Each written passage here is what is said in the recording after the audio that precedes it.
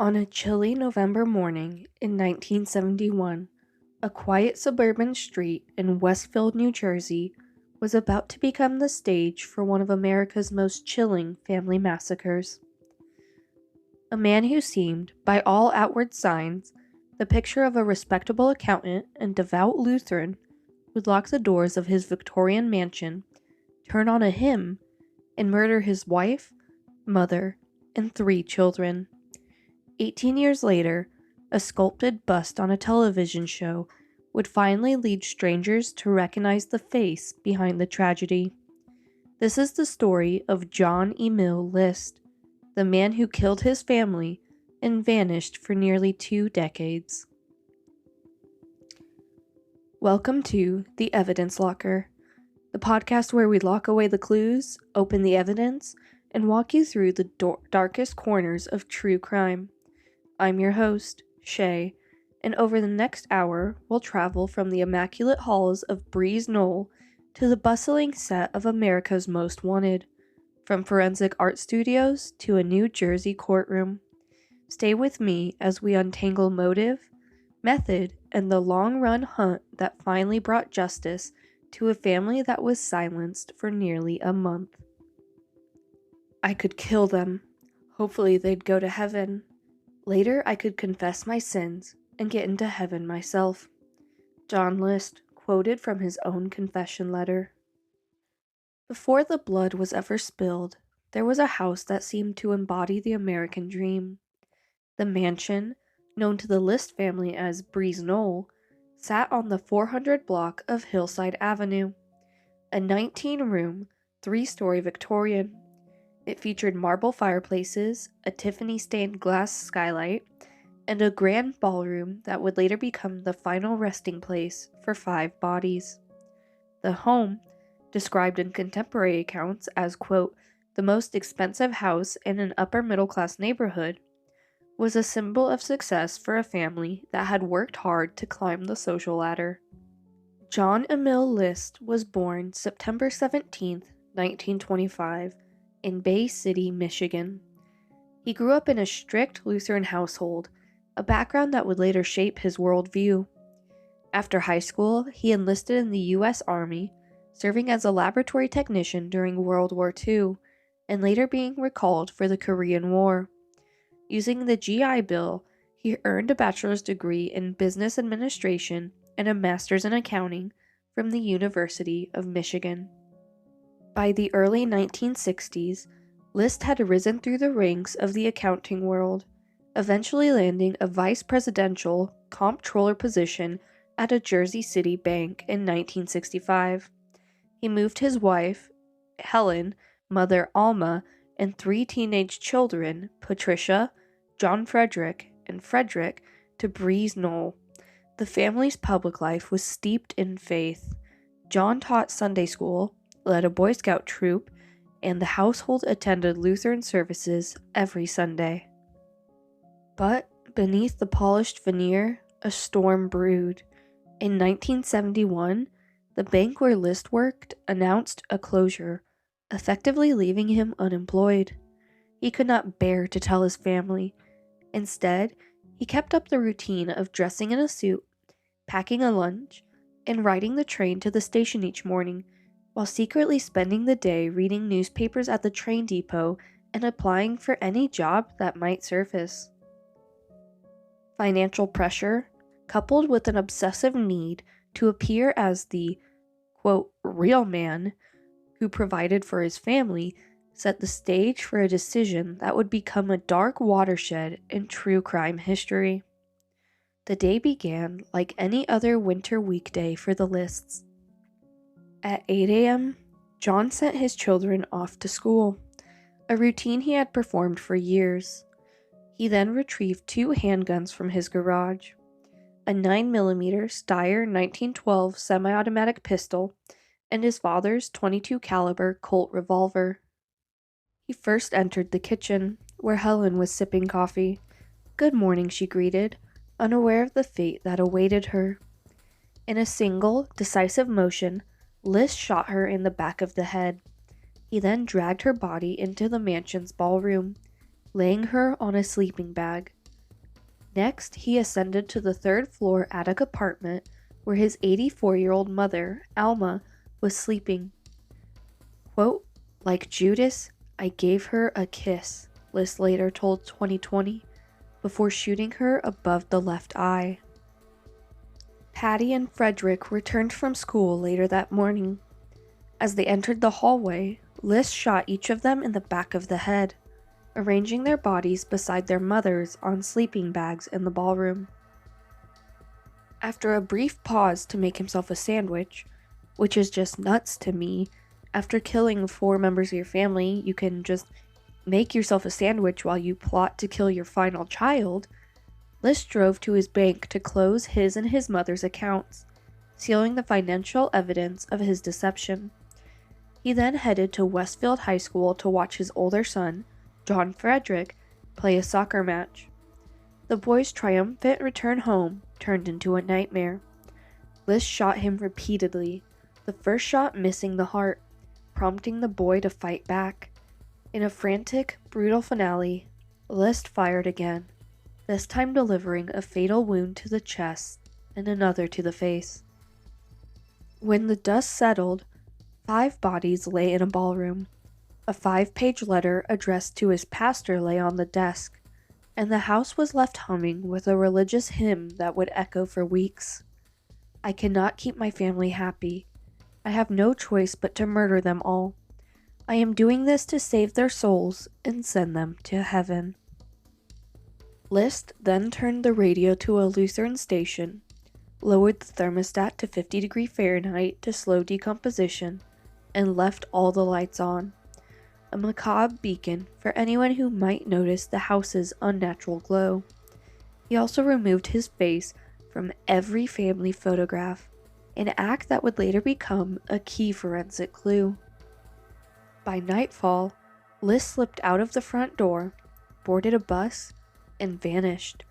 His departure went unnoticed because he had already canceled mail, milk, and newspaper deliveries, and told the children's school that the family would be visiting a sick relative out of town. Nearly a month later, the house's relentless lights finally attracted a neighbor's curiosity. On December 7th, drama teacher Ed Iliano noticed the constant illumination and strange car in the driveway. Concerned that his student Patricia had not returned from a rehearsal, Iliano and his colleague Barbara Sheridan approached the house. They entered through an unlocked dining room window and were met with a scene that would haunt them forever.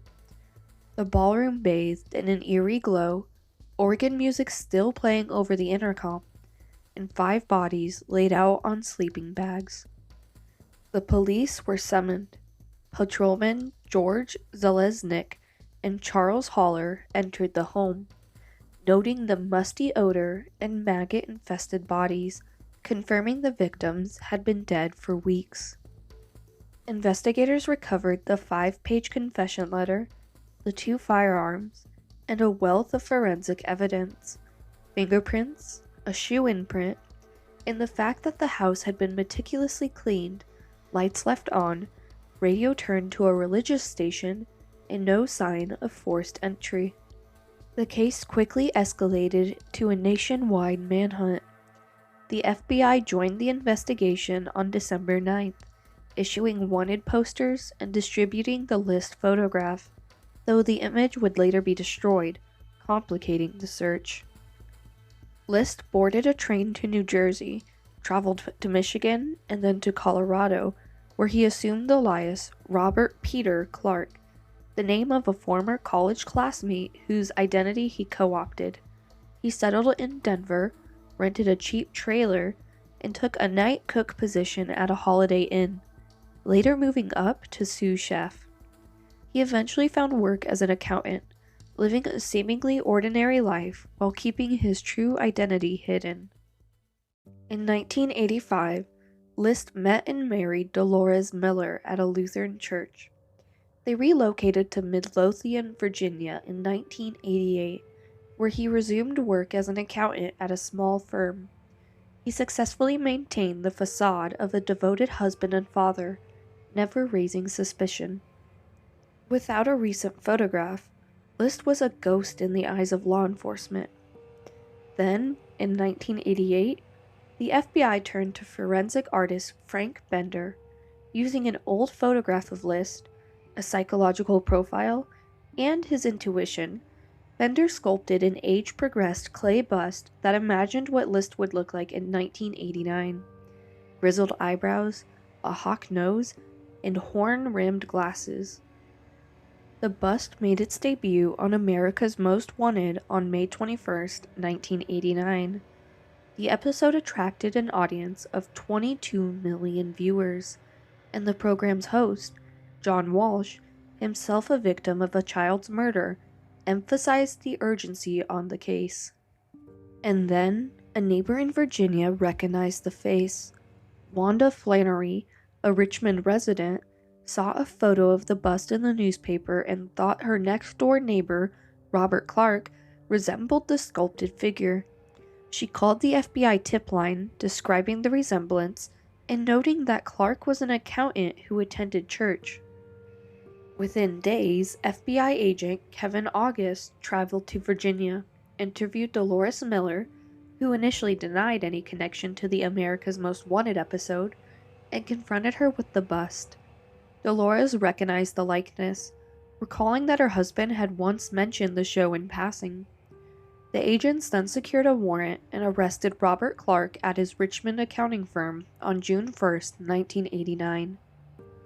Fingerprints taken at the scene matched List's military records, confirming his true identity. The fugitive was finally in custody after 18 years, 5 months, and 22 days on the run. List faced 5 counts of first-degree murder. The prosecution presented the 5-page confession letter, ballistics evidence linking the 2 firearms to the victims, and testimony from surviving relatives and neighbors who described List's obsessive control personality.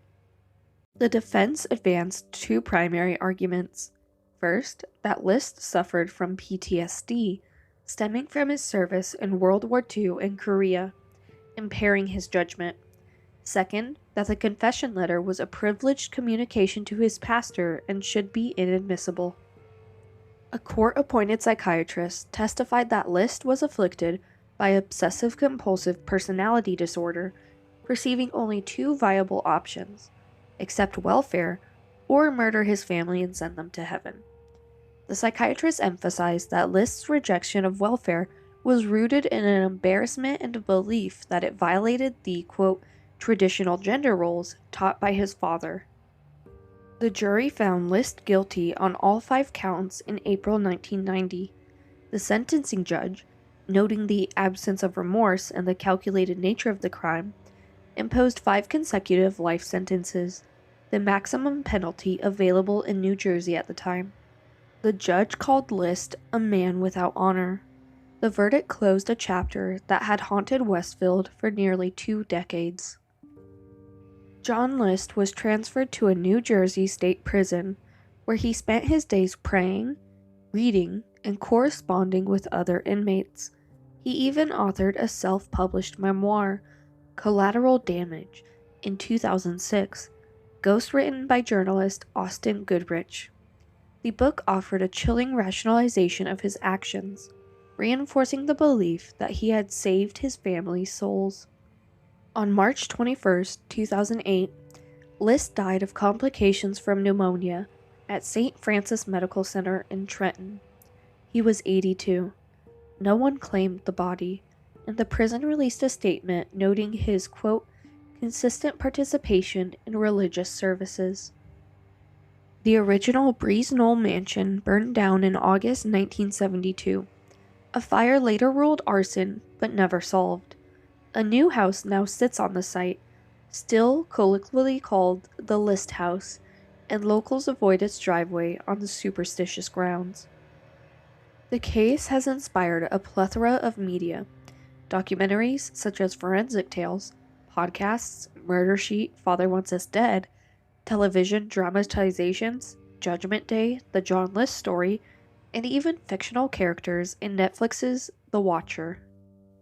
What drives a man to such an extreme act? Let's unpack the psychology. 1. Religious fanaticism. List believed the world was awash with evil and that his family's salvation required a merciful death.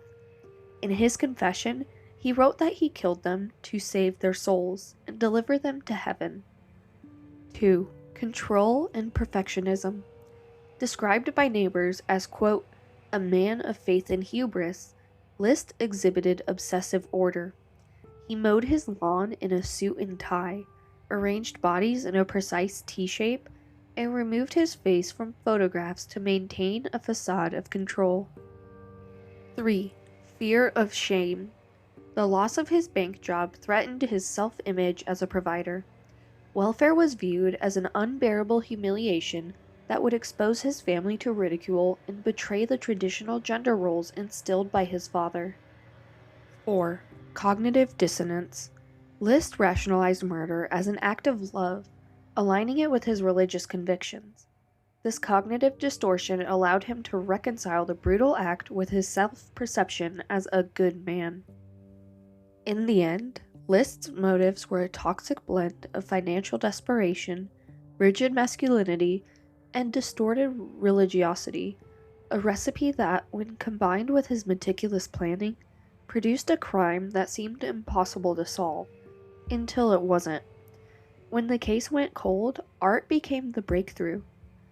The bust that Frank Bender made, who was a pioneer in forensic facial reconstruction, was based on a 1971 photograph, a psychological profile, which basically analyzes how a person is likely to keep up their appearance as they age, and his own artistic intuition to sculpt a clay representation of what List may look like after 18 years.